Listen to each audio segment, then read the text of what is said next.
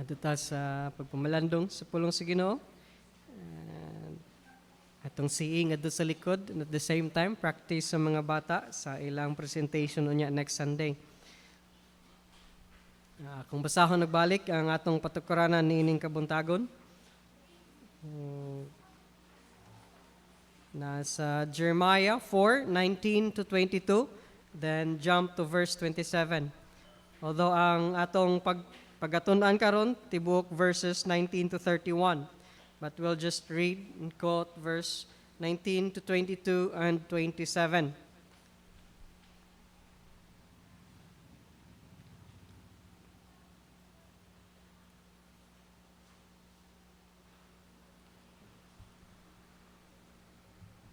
Akong basahon sa Cebuano, diri sa atong gi-project. Ang akong kaguol, gisakitan gayud ako sa akong kasing-kasing. Ang akong kasing-kasing nagubot sa sulod nako. Dili ko na kapunggan ang kalinaw, tungod kay ikaw nakadungog o kalagko sa tingog sa trompeta, ang pagpagubok alang sa gubat. Pagkalumpag ibabaw sa pagkalumpag, maoy gisinggit, kay ang tibuok nga yuta nalaglag. Sa kalit ang akong mga balong-balong nangalumpag ug ang akong mga tabil sa usa lamang kagutlo. Hangtod kanus aba nga akong makita ang bandila ug mabati ang tingog sa trompeta. Kay ang akong katawhan mga buang-buang, sila wala managpakaila kanako. Sila hungog nga mga anak, ug sila mga walay sa labutan. Sila mga makinaadmanon sa pagbuhat og kadautan. Apan sa pagbuhat og maayo, sila mga walay kahibalo. Kay mao kini ang giingon ni Jehova, ang tibuok nga yuta mahimong biniyaan, ug galing dili ko tibawason kini. Ang Dios magapanalangin ug magapanalangin ang daan sa pulong atong gibasa karon. Let us ask God for wisdom. Heavenly Father, we thank you for this wonderful day. Layo pa man sa panahon Ginoo, ikaw padayon nagtigom kanamo aron ikaw mong pagapisimbahon, ikaw mong paghimayaon, ani usab kami Ginoo nakahigayon usab sa pagtuon sa imong mga pulong. Kami karon nagtugyan sa among kasing-kasing, sa among salabutan ug sa among tibok nga kinabuhi. Hinaot ikaw magapanalangin kanamo karon nga sa among pagtuon, among masabtan ang imong mga pulong sa yano lamang mga pagi. Mahimo unta kini Ginoong warning sa matag sa kanamo sa pagsunod gyud kanimo ug pag-ila kanimo tungod kay aduna man Ginooy paghukom nga moabot ug kini nga paghukom dili gyud mausab o Dios. Busa samtang aduna pay higayon tabanging matag sa kanamo nga magtugyan sa among kinabuhi diha kanimo. Kinaot ikaw magapanalangin sa matag sa kanamo karon nga amo usab kining matudlo ngadto sa uban labi nang niadtong wala pa madugtong diha kanimo. Ikaw ta mahimaya sa among taliwala karon kinamgiampo gipasalamatan pinagilamang sa ngalan ni Jesus. Amen.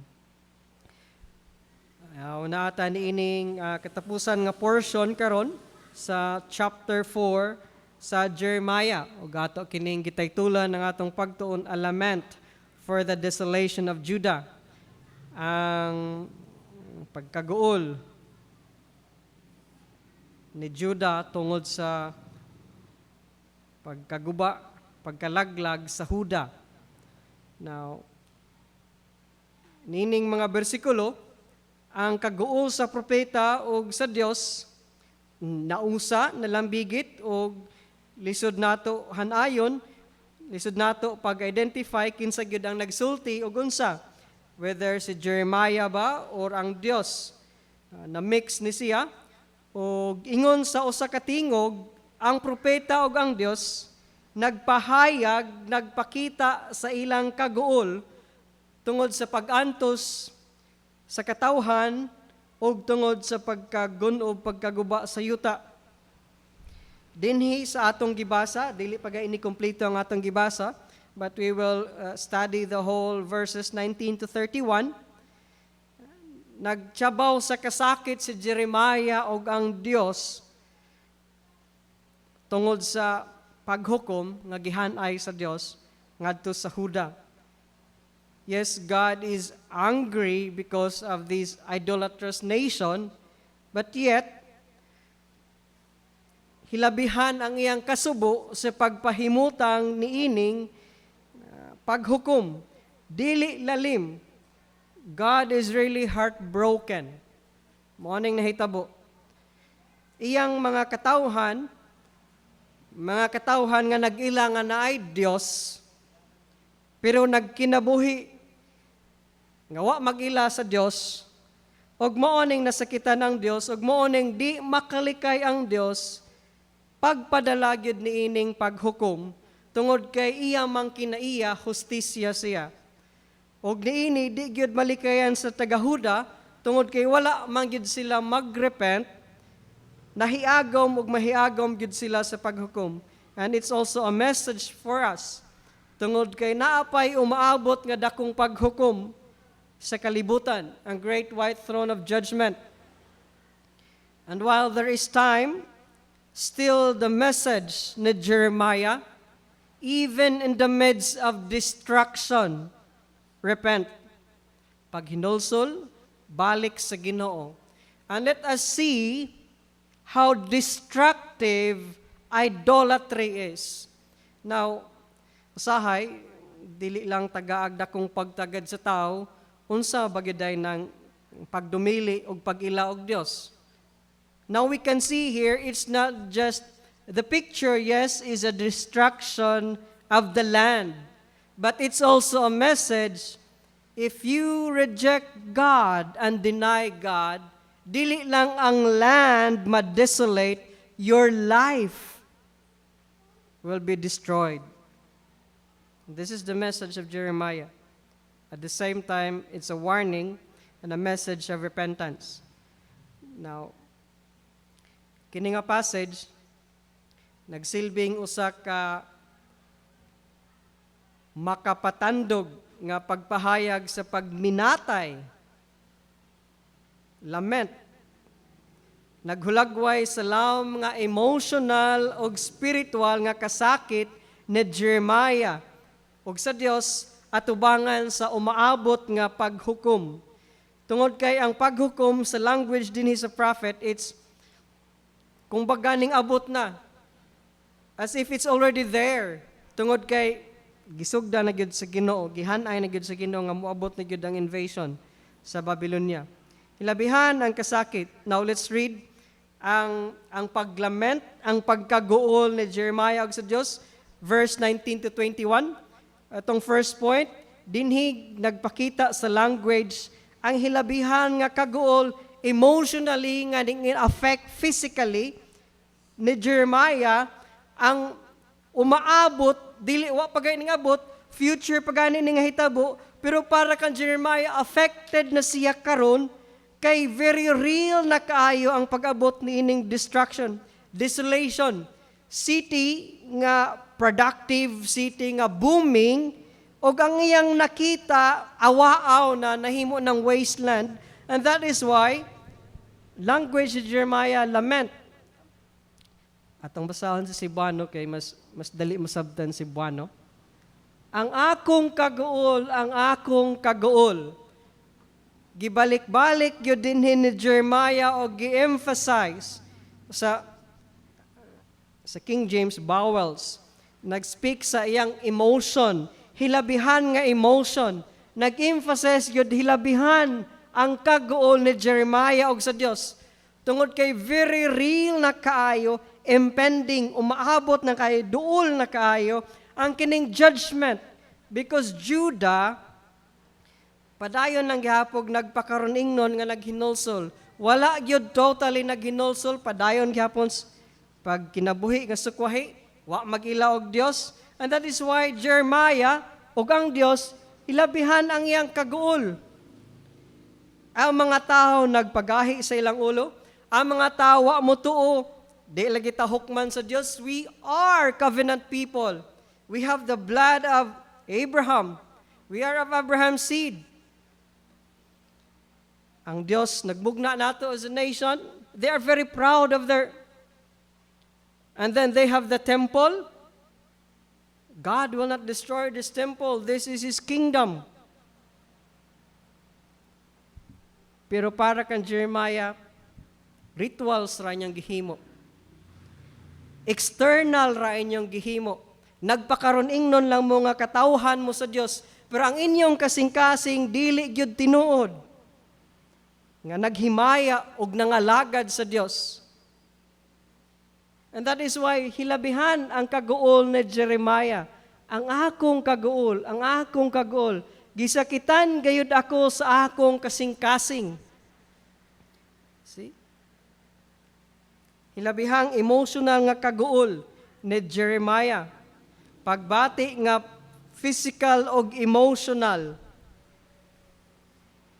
Gipakita man siya sa Dios sa vision unsay mahitabo sa land sa Judah. Mahimong desolate, mahimong awaaw, murag desert, way mabilin. My heart is beating wildly, I cannot keep silent, sa lahi pa nga translation. Ang akong kasing-kasing naggubot sa sulod nako, dili ko nakapugngan ang kalinaw. Emotional turmoil because of this great tragedy nga mahitabo niya sa Judah. Because Jeremiah, nasayod si Jeremiah, sa tinod nga kahimtang sa mga katawhan, ug sa plano sa Dios para sa mga katawhan. Tungod kay kahibaw man si Jeremiah nga nagdumili og nagpagahi sa ang mga katawhan sa Judah. Ug dili lalim ang kahimtang ni Jeremiah. Just put your shoes in Jeremiah. Ikaw suguon sa Dios nga nay moabot nga paghukom. Nya kini nga paghukom dili man exempted si Jeremiah, apil man siya nga mo experience niini. You see? Dili lalim si Jeremiah kay siya gisugo. Warn the people.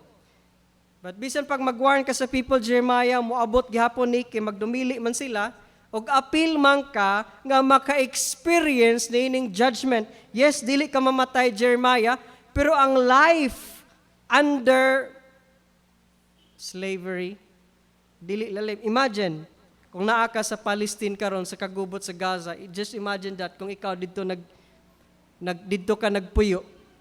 Bisan pag tinuod ka nga Kristohanon, nya naggubat ang imong palibot, nay kamatay, nay bomba, imagine, kay maoning hitabo niini nga panahon na. Dili lalim, bisan pag tinuod ka nga Kristohanon, nya ikaw pag suguon sa Dios, morning, doble ang kasakit ni Jeremiah kay nasakitan siya nga sa mahitabo, nasakitan po siya kay dili man mutuo ang mga tao sa warning. Dili man mutuo ang mga tao nga magrepent lagi. Unang doble ang kasakit ni Jeremiah. Nganong gahi man mag-o? Naalagi mo abot nga judgment. Sa role ni Jeremiah, dili lalim. That is why he is called the weeping prophet. Wa lang siya mag-weep sa panghitabo o sa mahitabo sa Judah, nag-weep pod siya tungod kay di man maminaw ang mga tao sa mensahe sa Dios. That's why he's a weeping prophet. Not just because of the judgment, because also of the hard-headedness of the people. Dili ko nakapugngan ang kalinaw. Tungod kay ikaw nakadungog o kalagko sa tingog sa trumpeta, ang pagubok, the alarm of war, the warning of war. Very real na kayo ang war. Incoming na kayo ang war, ang invasion, ang Babylonian invasion, pinaagi ni Nebuchadnezzar. See? Hilabihan ang pagkaguol ni Jeremiah tungod sa impending disaster.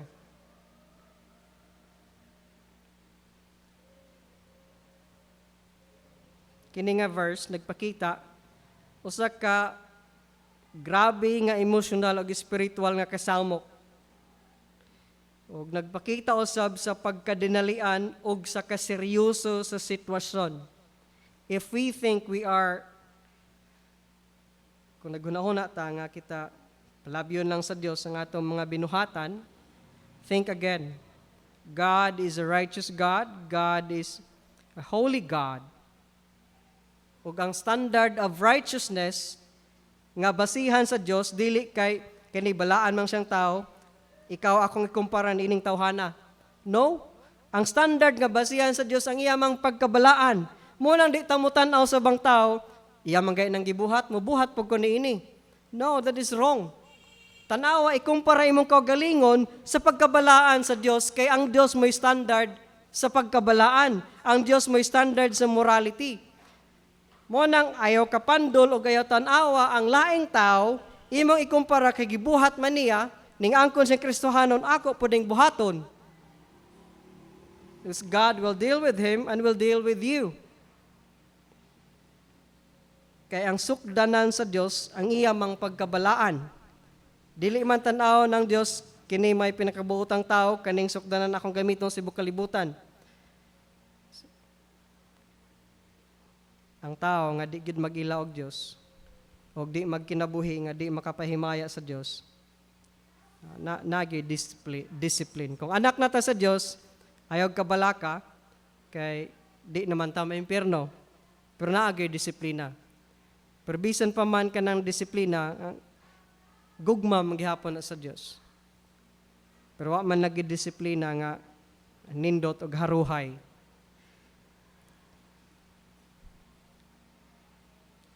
Let's continue. You see, unsay may experience. Verse 20, destruction upon destruction. Pagkalumpag, ibabaw sa pagkalumpag, mo'y gisinggit. Ang news nga mahitabo, sunod-sunod nga pagka-destruction, sunod-sunod nga pagkalumpag, ang tibok nga yuta nalaglag. Sa kalit ang ako mga balong-balong nangalumpag, tents, while Judah niini nga time established Jerusalem para nila fortified city, pero para sa enemy mura ra og tents nga mura ra gay curtains sa usa lang kakalit nga higayon ma-destroyed na.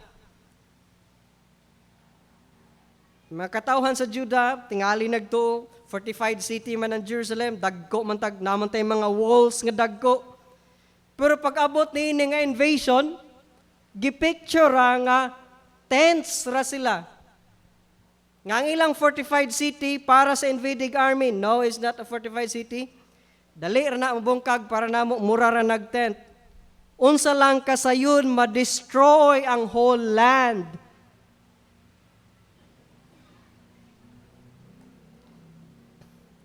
Dili gid ta kasalig sa atong napundar kung ang Dios na maghukom. Unsa man ang atong mapundar, unsa man ang atong napundar, kung ang Dios mo disiplina or labi na kung paghukom gyud, dili igo. Mahiagom gyud gihapon tag mo experience gyud gihapon ta niini. Pagbadlong sa Ginoo. Gibadlong gyud sa Ginoo ang kining Huda tungod sa ilang pagkagahig o nasakitan og maayo ang Dios ang iyang kasing-kasing. This is God's language. Pagkaguol o pagkaguol kalagko, labihang kaguol.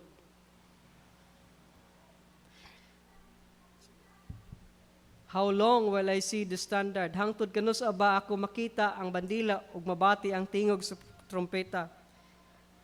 Wa pa gani moabot kung baga nag-antos na si Jeremiah, Ginoo, kanus aba mag-antos, kanus aba kutob mag-antos kini nga land nga at war gihapon. Wa pa gani moabot pero nagnutana na si Jeremiah nga nag-antos na siya, Ginoo, kanus ang mankutob mag-antos ang tibok land. Morning hilabihan ang pagkaguol na Jeremiah. O ang Dios nag-goal gyud gihapon. Gamit gihapon ng Dios, apil gihapon ng Dios sa pagkaguol niini. Ang hinungdan nganong mahimong awaaw ang Huda, verse 22. The cause of Judah's desolation, pagkabungkag, verse 22. For my people are foolish. You see, strong, very strong language. Because this is, mauni ang pagtanaw sa Dios ngadto sa tao. O nga hunahuna sa tao, okay ra lagi. Okay ra lagi ko atubangan sa Dios, palabyon ra lagi. Grasya, puno man na sa grasya ang Dios. Try to abuse God's grace. Tanawa unsay language nga gigamit sa Dios, very harsh. And because God is just and God is holy, He has the right and He has the authority to call and use these words. Tanawa unsay mga gipanggamit. Ang ako mga katawhan, mga buwang-buwang. It's lisod mo gamit na nas pulpito, but mauni ang gigamit nga word sa Dios, description sa mga tao. Tungod kay ning nagsimba sila Dios, wala sila motuog magkinabuhi nga ning angkon sila nga nangalagad og Dios. Katawhan sila sa Dios, pero ang ilang pagkinabuhi sukwahi kaayo. Wa maghimaya sa Dios, nagsimba inog lain-lain, nagsimba daghan nga Dios. O kung say giterm sa Dios sila buang-buang, it's very harsh.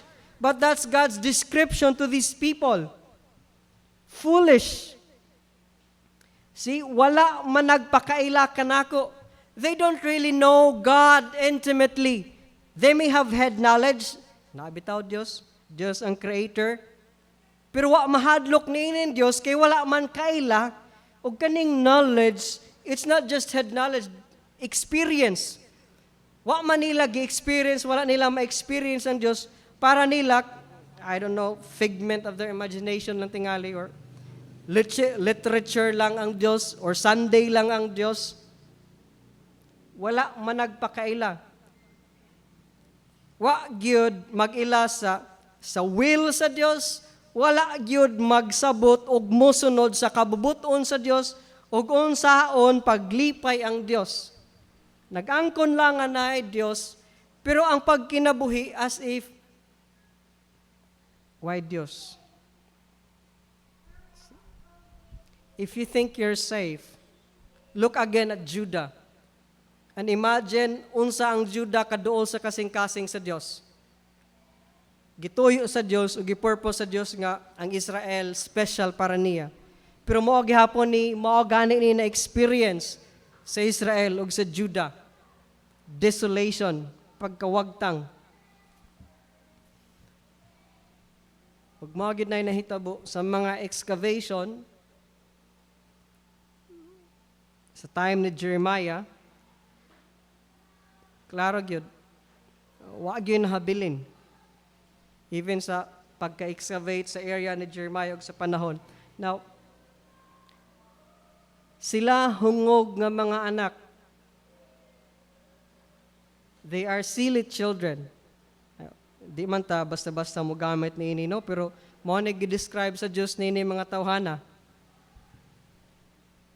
The heartache, atong makita gyud ang kasakit sa kasing-kasing sa Dios nga namulong siya niini. They have no understanding. Wa gyud nila sabta unsa man ang kabubuton sa Dios, unsay makalipay sa Dios, unsay makapahimuot sa Dios. You see, unsa ang ila? Wise sila, makinaadmanon sila, maalamon sila sa pagbuhat og daotan. They are very wise. Ngilngig kay sila kung magplano og dili maayo. Naa sila'y kaalam unsaon pagtago, naa sila'y kaalam nga di masakpan, naa sila'y kaalam maghimog daotan. Pero pagbuhat og maayo, pagbuhat og unsay makapahimaya kahimot sa Dios, wa sila kahibaw ni ana. Gigamit hinuon nila ang ilang kahibalo sa paghimog dili maayo. Diha sila wise. Gigamit nila ang ilang wisdom ni anang pagbuhat og dili maayo. Naa sila'y wisdom, pero ilang gigamit sa dili insakto. Ug mao nang gitawag gihapon sa Dios, foolish gihapon sa buang-buang.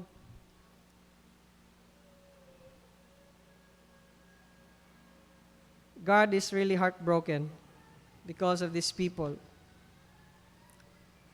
Ang pagsimba og dili tinuod nga Dios, nakapasakit ginas kasing-kasing sa Dios. Sila kasabot unsaon pagsunod sa Dios ug unsay makapahimayag, makapahimuot sa Dios. Wa sila makaila sa Dios.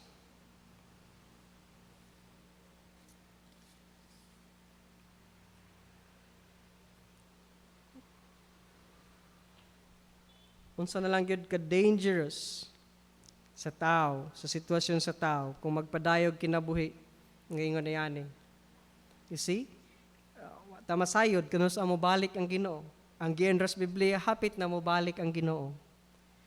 O kung di pa man gani mo balik ang Ginoo, ang punta masayod, kanus akuto ba itong kinabuhi? Kung wa pa ta madugtong sa Ginoo, nya kuhaon na ta sa Ginoo, wa na may tsansa ang tao. Kay human sa kamatayon, paghukom naman. Paghukom na human sa kamatayon. Samtang buhi pa, kay ang buhi may gitagaag tsansa sa Dios. Tungod kay ang buhi man mo'y gisangyawan. Wala man ang Ginoo nagsangyaw ngadto sa mga patay. Ang gisangyawan mahitungod sa kaluwasan, ang gisangyawan mahitungod sa kapasayloan sa sala, ang mga buhi man, tungod kay ang buhi man, mga buhi, mo may mo respond, mo may mutubag. Unsa may imong tubag niining pagpasaylo sa Dios. Unsa may imong tubag niining Dios mo'y nagpakamatay para nimo. Unsa may imong reaction ni ana? Ang patay, wala naman sang yawi nga ang Ginoo nagpakamatay para nimo. No. You see? Si Kristo nagministeryo sa mga buhi. Wa man siya mga tuslubnganan para iyang sangyawan ang mga lubnganan. Ang mga nangamatay dito. Kay human sa kamatayon, mo naman ang paghukom. Samtang napay tsansa, samtang buhi pang tao, paning kamuti, ug atong pamalandungan atong kaugalingon. Naay paghukom nga moabot. Ug kini nga paghukom, dili gyud mausab. Sama later on sa gipakita sa Dios niini sa Juda. Usahay, magunahuna ta nga mas grabe manggudto ang taga Juda kay ang ilang idolatry, form of idolatry, mas grabe man kumpara karon kaysa una. Tingali mo rason tag niini, di gina mahitabo nato, grabe ang Ginoo. Ang ilang idolatry, usas pagil na idolatry, mo maning sexual prostitution sa temple, part man na silang worship service. Aside ni ana, i-offer ang ilang mga anak. When we say offer, patyon yun ang anak, halad dugo. Morning, usa sa kasuko sa Dios kay part man na silang worship service. Maghalad yun og tao, ilang bata, and then sexual yun nga, prostitution in the temple, morning suko kay ang Dios. Tingali magyunta nga, di man may pariha, di man ta pariha sa kadtong taga Juda nga, grabe ang ilang idolatry. Really? You see? Today, in this side of the cross, we have God's Word. Mas klaro sa ato ag mas hanay ang pung sa Ginoo.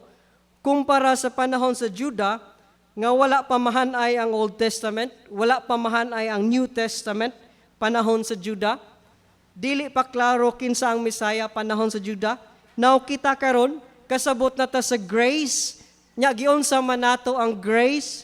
Do we really think nga dili ta mas worse, nga mas daghan tag nahibaw-an og mahibaw-an unta karon mahitungod sa Dios kumpara sa panahon sa time ni Jeremiah?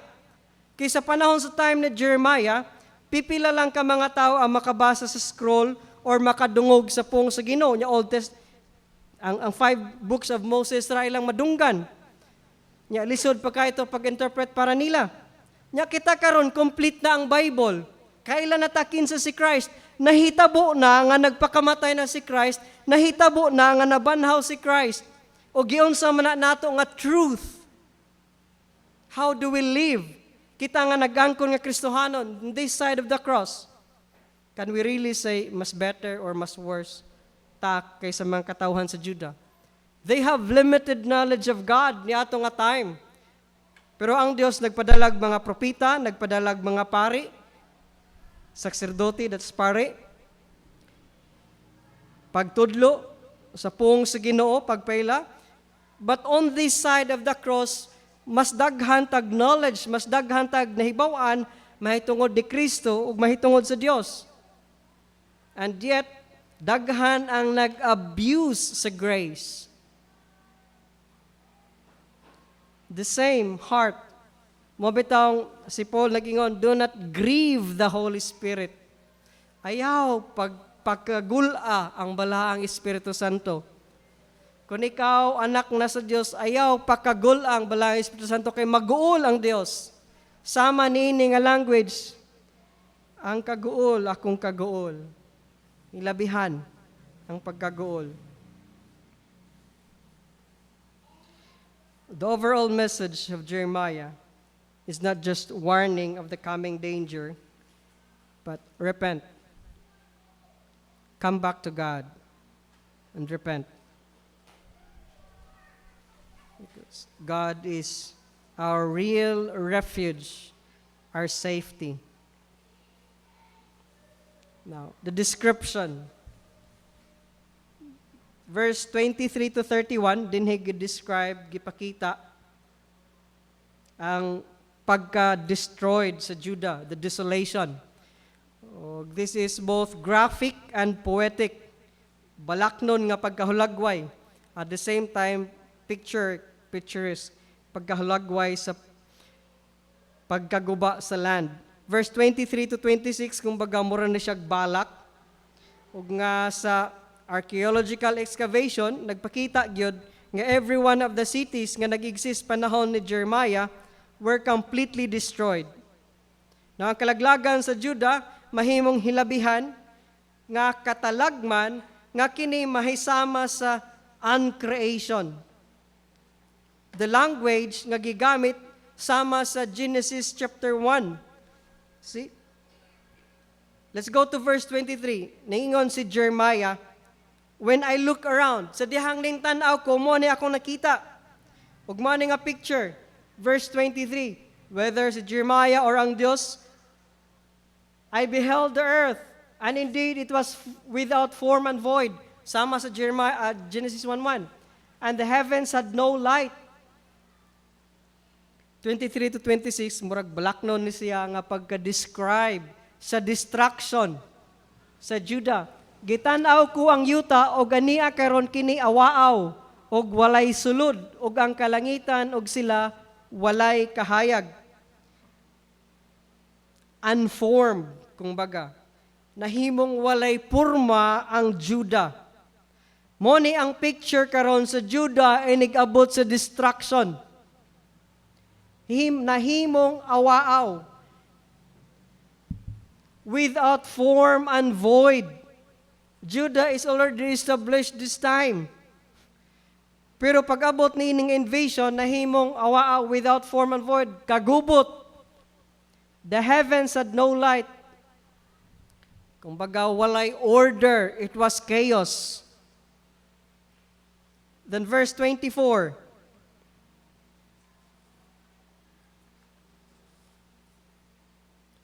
Gitanaw ko ang kabukiran, o gani akaron sila ming linog, o ang tanang kabungturan ming irog, nangadto og nganhi.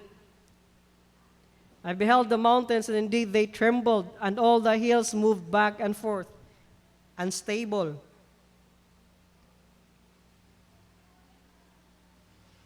Then verse 25, uninhabited.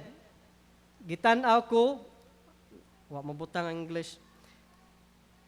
Gitanaw ko og ani akaron walay tao ug ang tanang mga kalanggaman sa kalangitan nangalagyo. Uninhabited. The land of Judah, pag-abot niining destruction, nahimong awaaw, nahimong unstable, chaotic, and then uninhabited. Walay tao. Even ang mga kalanggaman sa kalangitan ming kagyo. 26, nahimong, kumbaga, undeveloped. I beheld, and indeed the fruitful land was a wilderness, and all its cities were broken down at the presence of the Lord by His fierce anger. The fruitful land, mabungahon nga uma, nahimong kamingawan. Productive unta nga land, fruitful unta nga land nga yuta, pero nahimong wilderness, nahimong kamingawan. Ang syudad na nga lumpag, uninhabited, then undeveloped. Wa na ma-develop. Nahimo yung awaaw. Mo nang desolate. Mo nang desolate. Totally destroyed. Well, not totally. But destroyed. Kumbaga mo ni reverse creation. Kung ang Ginoo panahon sa Genesis nag-create from formless and void, ning gawas ang order, dinhi gikan sa order nahimong formless and void. Sa creation gikan sa ngit-ngit ning abot ang kahayag, dinhi diha untay kahayag nahimong ngit-ngit lugar. Panahon sa Genesis, imbes wala untay mga butang, karon nahimong kompleto dinhi. Ang kakompleto nahimong hawang, nahimong awaaw. Mao ni ang paghukom sa Dios. Nagdala og kagubot gikan sa kahusay. Kangit-ngit gikan sa kahayag ug kahawang gikan sa kapuno. Nag-serve warning para kanato. Consequences of disobedience and the divine response to unfaithfulness. Mo ni consequence sa tao nga disobey sa Dios. Sa tao nga giterm sa verse 22, wala magpakaila sa Dios. Mo ni mahimong consequence unya. Nagaghat kini kanato sa pagpamalandong sa atong kinabuhi. Kumusta man ang atong kinabuhi? So, nadugtong ba kita sa Dios? O nagkinabuhi ba kita makapalipay sa Dios? See, verse 27, for thus says the Lord, ang Dios mismo nag-ingon, o ang Dios namulong, the whole land shall be desolate. Ang tibok nga yuta, mahimong biniyaan. Yet I will not make a full end. The whole land will be desolate. Ang tibok yuta sa Judah, mahimong awaaw. Imbis daghan na nagpuyo, wala na lang hinuoy mamuyo, mahimong undeveloped ang land. Ug mao gyud nay nahitabo pag-abot ni Nebuchadnezzar sa Babylonian army. Verse 28, for this shall the earth mourn, and the heavens above be black, because I have spoken, I have purpose, and will not relent, nor will I turn back from it. Di gid kapugngan ang paghukom moabot. Dili kapugngan og walay makapugong sa pag-abot niini nga paghukom tungod kay ang mga katawhan sa Juda wala man gyud maghinulsol. See? Naay purpose ang Ginoo niini. Nasay katuyuan, I have purposed. Walang niya gi-destroy, nahimong desolate ang Juda tungod lang sa iyang kasuko, kundi nasa'y katuyuan nganong iya kanang gihimo. Verse 29, the whole city shall flee, ang tagsatagsa ka syudad mo kalagiw, tungod sa kasaba sa mga managkabayo o sa mga magpapana. Sila mo adto sa mga kalibunan o bukatkat sa mga kapangpangan. Ang tagsatagsa ka syudad pagabiyaan og walay bisan usa ka tawo nga mopuyo niini. Walay bisan usa ka tawo nga pupuyo sa Juda panahon nga mahitabo unya kini. Mao ni gi-describe unsay mahitabo sa dihang mo-arrive na kining enemy army. Mukagiw ang mga namuyo sa Juda in panic. They will find no refuge. Sa warning pa sa verse 5, go to the fortified cities. Pero wala sila'y makita nga fortified city niani nga panahon. Tungod kay bisan ang ilang fortified city para sa invading army, murarag tent nga ilang dasmagan. Verse 30, og ikaw sa diha nga ikaw mahimong biniyaan. Morning reaction sa mga tao, sa dihang giplunder sila, sa dihang invade sila. Maghimo sila, instead of going back to God, Naghimo sila og ilang kaugalingong mga pamaagi para naay mo protect nila nga another country instead of coming back to God, but these nga ilang gipanghimo kawang lamang tungod kay wala man gyud sila mobalik sa Dios. Nagsalig sila sa ilang mahimo, sa ilang pagpaningkamot unsa may ilang gihimo. Though you clothe yourself with crimson, bisan pag magpanindot kag sulob, these are external, kung sa spiritual pa, external sacrifices, ceremonies lang ni. Ang kasing-kasing nila, dili gyud ngadto sa Dios, kundi, you see, though you clothe yourself with crimson, though you adorn yourself with ornaments of gold, bisan pag magpanindot ka physically, pero imong kasing-kasing, layo man gihapon sa Dios, di gihapon na, wa gihapon na effect. Though you enlarge your eyes with paint, bisan pag mag-makeup ka, magpagwapa ka, Judah, though you enlarge your eyes with paint, in vain you will make yourself fair. Kawang lamang ang pagpaanyag mo sa imong kaugalingon, ang imong mga hinigugma managtamay kanimo, sila managpangita sa imong kinabuhi. They will do their best nga mahimong humot sa ubang nasod. This speaks of kaugalingong pagpaningkamot. Kung sa ato pa spiritually, atong kaugalingong pagpaningkamot para kunuhay, humot sa Dios. Pero ang tinuod nga kasing-kasing layo sa Dios, kana nga mga lakang, kawang lang gihapon. Kaya ang gikinahanglan sa Dios, ang tinud-anay man nga kasing-kasing. Dili man ang external practices. Wa gihapon sila mobalik sa Dios. Naghimo silang humot sa ilang mga kasilinganan nga nasod para may mo protect nila. Pero unsa may gibuhat sa kasilinganan nga nasod, mo hinoy nagplunder nila. Mo hinoy nangita sa ilang kinabuhi. You see? It's implied. Come back to God. Kay ang Dios ra ang makahatag og tinud-anay nga safety. Ang Dios mo'y tinuod nga refuge, dalang panan. Naay message, naay warning sa judgment, balik sa Dios. Morning mensahe ni Jeremiah. Ayaw pagsalig sa imong kaugalingong paningkamot. Ayaw pagsalig sa imong kaugalingong paghago. Ang Dios na ang nagbuhat sa tanan pinaagi ni Kristo para kita madugtong sa Dios. Di ta magsalig na ng mga ritual, seremonyas, bayad, para kita madugtong sa Diyos. Just accept and believe God through Jesus Christ our Lord.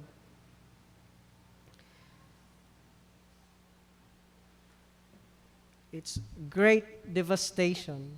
And then where is hope here? Asa man ang paglaom niini? There's still hope. Loyo pa man sa taliwala niining paghukom. Verse 27. And it's just quick, almost done here. Asa man ang paglaom, verse 27, taliwala sa destruction, ang Ginoo nag-ingon. And pa verse 31, description gyapon ni sa ilang pag-antos, ang ilang pagkasakit, sama sa nanganak and labor, pero dili pagpanganak, ang ilang kasakit, kundili tungod kay murder, because of murder, sama karon sa nahitabo. This is the hope, the last portion. The whole land shall be desolate, yet I will not make a full end. Ginoo, naghatag hapog paglaom. It's not the end of the story. Ang tibok yuta man mahimong desolate, pero ang Ginoo mag-preserve man og remnant. Dili man gyud ni mo'y end of the story sa Judah. Dili mo'y end of the story sa plano sa Dios para sa kaluwasan. I will not make a full end. Dili gyud niya totally papason ang katawhan sa Judah, napay remnant, para ang manluluwas nga si Ginoong Kristo kaliwat sa mga Jew mahitabo. Luyo pa man sa hilabihan nga disaster nga mahitabo, kung baga kumplito, whole land shall be desolate, there is still hope because God will not make it the end of the story. Now, sa case ni Jeremiah, sa New Testament, na the same gihapon nga panghitabo, nga nagguol sa land sa Jerusalem. The same gihapon nga nahitabo, nga nahimong awaaw ang Jerusalem. Si Christ,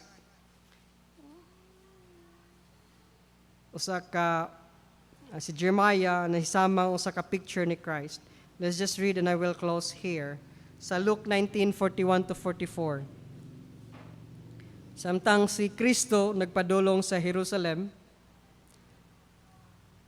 verse 41-44 sa Luke 19, ug sa nagkaduol na siya, nakita niya ang lungsod, ug mahilak siya tungod kaniya.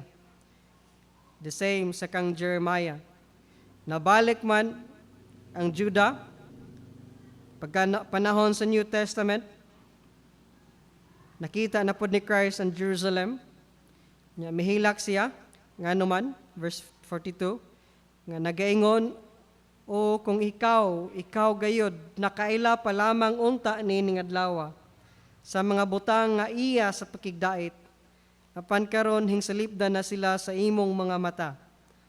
Kay maabot kanimo ang mga adlaw nga ang imong mga kaaway magatukod og paril sa libot nimo ug pagalikusan kanila ug pagapiiton ka sa tanang mga dapit ug pagapukanon ka ngadto sa yuta ug ang imong mga anak sa sulod nimo ug walay bato nga mahipatong sa usa ka bato nga igabilin kanimo tungod kay wala mo pag-ilha ang panahon sa pagduaw kanimo. Si Kristo naghilak sa Jerusalem tungod kay nasayod man siya unsay mahitabo in the future. Tungod kay sila ning reject man ni Christ as their Messiah, Jerusalem and their temple will be destroyed nga walay bisag usa ka bato mabilin niini. Ug mo nang nawagtang ang Jerusalem again panahon 70 AD human si Christ nabanhaw after 70 AD nabungkag ug balik kana nga land. Now, but Christ is more than Jeremiah. Tungod kay si Christ wala raman magsangyaw, wala raman magwarn si Christ na umaabot nga judgment. Si Christ naghimo magpaagi para ang taong makalikay niini nga paghukom. Nagpakamatay siya para ang tao nga mutug mudawat kaniya malikay ug maluwas gikan hining umaabot nga paghukom. Now to close, now is the time to repent. Today is the day of salvation and the cleansing of your heart. Ayaw na pagpaabot pa nga moabot kining paghukom. Kay delikado. Ug wala gyud makapugong kung kita pagahukman sa Ginoo sa Dios. Mahimog yung desolate, completely wasted ang kinabuhi sa tao kung magpaabot pa siya og mahimo ng ulahi ang tanan.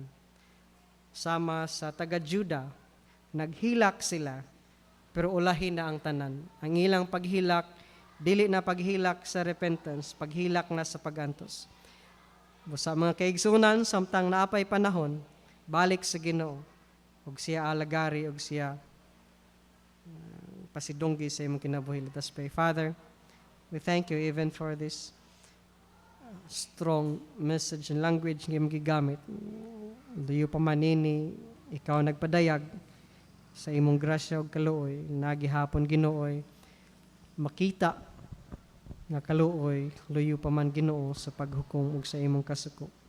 Sa amahan, tabanging matag-usa kanamo, maghatag gayud sa among kinatibuk-ang kinabuhi alang sa paghimaya kanimo, O Dios. Tabangin kami nga nag-angkon nga mga Kristohanon, nga ang among kinabuhi para lang gyud sa ikahimaya kanimo, O Dios. Tabangin kami nga dili mahisama sa tagahuda nga magpakaron ingnon. Tabangin kami nga malig-on sa pagtuog pagsalig diha kanimo ug nga ikaw alagaran sa kinatibuk-an namong kinabuhi. Kinamgihan po gipasalamatan pinagila mo sa ngalan ni Jesus. Amen.